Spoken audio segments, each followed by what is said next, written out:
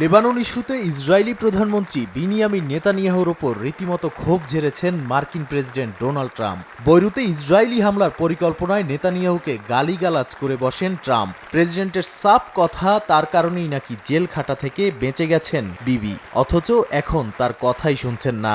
ইরানের সঙ্গে যুক্তরাষ্ট্রের আলোচনা ভেস্তে যাওয়ার উপক্রম হওয়ায় ট্রাম্পের এমন রূপ দেখে আপাতত বৈরুতে হামলা থেকে পিছু হটেছে ইসরায়েল। ট্রাম্প প্রশাসনের কর্মকর্তাদের বরাতে এ দাবি করেছে সংবাদ মাধ্যম এক্সিওস।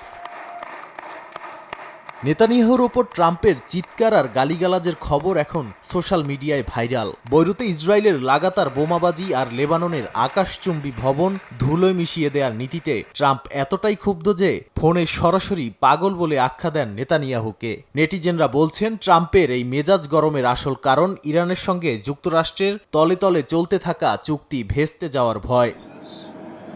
একজন বিশ্বনেতা আরেকজন রাষ্ট্রপ্রধানকে এভাবে ফোনে ধমক দিয়ে সোজা লাইনে নিয়ে আসছেন, এমন দৃশ্য সচরাচর দেখা যায় না। মার্কিন গোয়েন্দা সূত্র বলছে, ট্রাম্পের এমন ধমক খেয়ে নেতানিয়াহু নাকি বাধ্য ছেলের মতো ঠিক আছে বলে ফোনের লাইন কেটেছেন।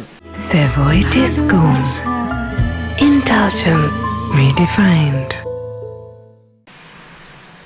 এদিকে ট্রাম্পের এই ধমক থেরাপি বেশ ভালোই কাজ করেছে বলে ধারণা করছে আন্তর্জাতিক মহল। ট্রাম্পের ট্রুথ সোশ্যালে ইরানের সঙ্গে আলোচনা দ্রুত গতিতে চলছে পোস্ট করার পরপরই জানা গেছে, ইসরায়েল বৈরুতে হামলার পরিকল্পনা থেকে নিজেদের থামিয়ে রেখেছে। ট্রাম্পের এই অ্যাকশন দেখে নেটিজেনরা বলছেন, পুরো দুনিয়া যাকে থামাতে পারছিল না তাকে এক ফোনেই থামিয়ে দিলেন ট্রাম্প।